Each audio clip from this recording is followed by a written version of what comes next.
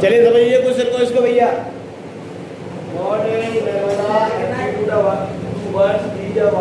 मतलब जो कह रहा है नर्मदा के अनुसार एक युद्ध के बारे में बताना है, तो उसका क्या मैथ था युद्ध के बारे में। ठीक है, बार बार ये युद्ध होता है और उसके बारे में बताना है आपको। ठीक है, तो भैया अकॉर्डिंग टू द, इसका पूरा नाम है क्या, पबलो नर्मदा। इसका नर्मदा का पूरा नाम है पबलो नर्मदा। ठीक है भाई, बाय कीपिंग क्वाइट, वो कह रहा है इसके पबलो नर्मदा के अनुसार आप शांत रहकर भी वी कैन कीपिंग क्वाइट मतलब शांत रहना बिल्कुल भी, we can prevent the different war mentioned in the poem, मतलब इस कविता के अनुसार आप शांत रहकर भी युद्ध के बारे में आप जानकारी ले सकते हैं। ठीक है, पहला पॉइंट है वार दैट, मतलब इन युद्धों के बारे में destroyed the environment by gases and fire, मतलब वे युद्ध जो भैया वातावरण को किससे, गैस और आग से बर्बाद कर रहे हैं। डिस्ट्रॉय माने बर्बाद करना, एनवायरमेंट माने होता है पर्यावरण। ठीक है, और by gases and fire, gas माने गैस होती है, फायर माने होती है आग। तो भैया वो कह रहा है कि ये वे युद्ध जो गैस और आग से पर्यावरण को क्या कर रहे हैं, बर्बाद कर रहे हैं। in which no one survives to celebrate the victories, तो भैया ऐसे युद्धों का जश्न मनाने के लिए उनमें कोई नहीं बचता। आग और गैस से तुम पर्यावरण को बर्बाद कर रहे हो, पर्यावरण से लड़ रहे हो, तो उसके जश्न मनाने के लिए कोई नहीं बचेगा, ये कह रहा है ये कविता। आगे है war that we found, fought माने होता लड़ना, फाइट की सेकंड फॉर्म है fought. With war service on daily basis and understand self we, आप खुद को समझने के लिए अपने आप से स्वयं लड़ रहे हैं। ये दो युद्ध है जो बताया है किसने, नर्मदा पोगले ने बताया दो युद्धों के बारे में। आप खुद से लड़ने के लिए, स्वयं से लड़ने के लिए रोज युद्ध लड़ रहे हैं, स्वयं को समझाने के लिए। अंडरस्टैंड वाले होता है समझना, और डेली माने रोज, बेसिक माने जो अपनी बेसिक जीवन में चल रहा है, सेल्फ वीक माने खुद से।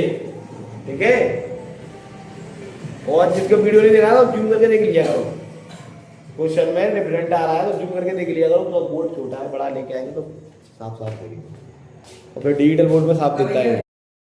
क्वेश्चन है कि रस किसे कहा जाता है, तो भैया वो है काव्य जिसको पढ़कर सुनकर हमें आनंद मिलता है, उसे हम रस कहते हैं। ठीक है भाई, रस के अंग लिखिए, तो रस के 4 अंग है। पहला है विभाव, अनुभाव, संचारी भाव और अबे संचारी भाव, विभाव, अनुभाव और स्थायी भाव, 4 है भैया, 4 इसके नाम है, स्थायी भाव, विभाव, अनुभाव, संचारी भाव। ठीक है, रस समझ में आ गया रस। चलो अगला क्वेश्चन है आपका, रस की निष्पत्ति कैसे होती है, कैसे अनुभव होता है तुम्हें रस के बारे में, तो भैया सा हृदय में स्थायी भाव, विभाग, अनुभाव, संचारी भाव का संयोग होता है, तब जाके रस की क्या होती है, निष्पत्ति होती है। ठीक है भाई, स्थायी भाव किसे कहते हैं, स्थायी भाव के रस के नाम लिखिए। स्थायी भाव कितने प्रकार के होते हैं, ये आपका क्वेश्चन है।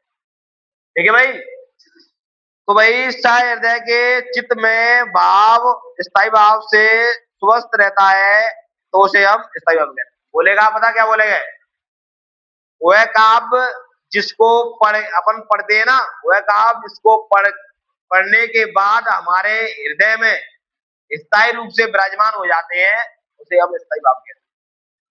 वह काव्य जिसको पढ़कर वह हमारे हृदय में स्थायी भाव से विराजमान हो जाते हैं, उसे हम स्थायी रस कहते हैं या स्थायी भाव कहते हैं।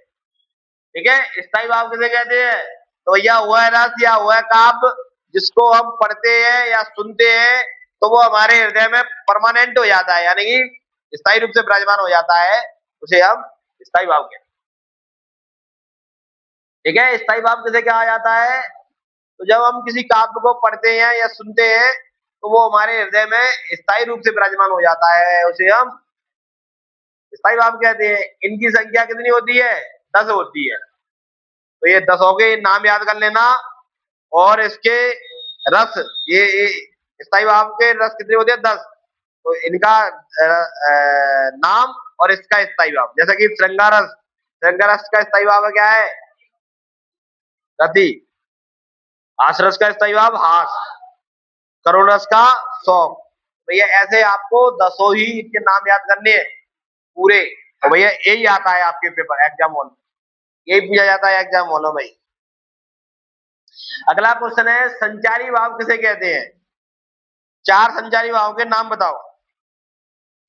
तो भैया आश्रय चित्त में उत्पन्न होने वाले अस्तर मनोविकारक भाव को संचारी भाव कहते हैं। तो भैया वह काव्य जिसको पढ़कर सुनकर, वह काव्य जिसको हम पढ़ते या सुनते हैं, वो हमारे हृदय में परमानेंट नहीं रहते। यदि अपन ने कुछ सुना पढ़ा तो अब पढ़ने के बाद आप घर पे जाके भूल जाते हो, तो उसे बोला जाता है संचारी भाव। स्थायी भाव में परमानेंट हो जाते हैं और संचारी भाव में परमानेंट नहीं होते। ठीक है, और गजब तरीका है अगर आपको समझने के प्रति समझाया जाए तो, कि भाई संचारी भाव और स्थायी भाव किसे कहते हैं। तो स्थायी भाव में जब किसी काव्य को पढ़ते हैं तो वो स्थायी रूप से विराजमान हो जाता है, उसे स्थायी भाव कहते हैं। संचारी भाव जब हम किसी काव्य को पढ़ते हैं सुनते हैं तो वो हमारे हृदय में स्थायी भाव से विराजमान नहीं रहता, तो उसे हम संचारी भाव कहते हैं। इनकी संख्या होती है 33 और उसकी संख्या होती है कितनी? 10।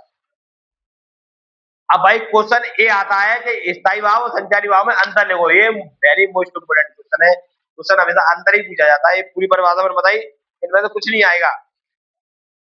तो भाई स्थायी भाव और संचारी भाव में अंतर लिखे। तो भैया पहला पॉइंट है, स्थायी भाव में रसों की संख्या 10 होती है। स्थायी भाव में 10 प्रकार का होता है स्थायी भाव, और यह 33 प्रकार का होता है। इनमें संख्या कितनी होती है? 33। इनकी संख्या 10, इनकी संख्या 33। स्थायी भाव जब किसी काव्य को पढ़ते हैं तो भैया वह हमारे हृदय में स्थायी रूप से विराजमान हो जाता है, उसे हम बोला जाता है, उसे हम बोलते हैं क्या? स्थायी भाव। जब किसी काव्य को पढ़ते हैं तो वह हमारे हृदय में स्थायी रूप से विराजमान नहीं होता, उसे बोलते हैं संचारी। 2 पॉइंट याद कर लेना इसके, स्थायी भाव और संचारी भाव। ठीक है भाई, क्या क्वेश्चन हो गए? रस किसे कहते हैं? काव्य को पढ़कर सुनकर हमें आनंद मिलता है, उसे हम रस कहते हैं। रस के 4 अंग होते हैं, स्थायी भाव, विभाग, अनुभाव, संचारी भाव। फिर दूसरा क्वेश्चन बताया हमने, रस की निष्पत्ति कैसे होती है? तो शायद है कि हृदय में स्थायी भाव का विभाग, अनुभाव, संचारी भाव से संयोग होता है, उसे हम रस की निष्पत्ति होती है उसके बाद। फिर बताया आपने स्थायी भाव किसे कहते हैं? तो जब हम किसी काव्य को पढ़ते हैं तो भैया वह काव्य हमारे हृदय में स्थायी रूप से विराजमान हो जाता है, तो उसे हम स्थायी भाव कहते हैं। इनकी संख्या होती है 10। याद कर लेना पूरी 10 संख्या। फिर बोला हमने संचारी भाव किसे कहते हैं? तो जब हम किसी काव्य को पढ़ते हैं या सुनते हैं तो हमारे हृदय में स्थायी रूप से विराजमान नहीं रहते, उसे हम बोला जाता है क्या? संचारी भाव। इनकी संख्या होती है भाई 33। फिर मैंने क्वेश्चन बताया था कि भाई स्थायी भाव संचारी भाव में अंतर बताओ। तो भैया स्थायी भाव में इनकी संख्या होती है 10, संचारी भाव में इनकी संख्या होती है 33। स्थायी भाव जब हम काव्य को पढ़ते हैं तो वो स्थायी रूप से हमारे हृदय में विराजमान हो जाता है। संचारी भाव में हम किसी काव्य पढ़ते हैं तो वह स्थायी रूप से विराजमान नहीं रहता। भाई इतने क्वेश्चन करा दिए, कल मुझको आपको सुनाना है। ठीक है, पूरा डन। हिंदी ग्रामर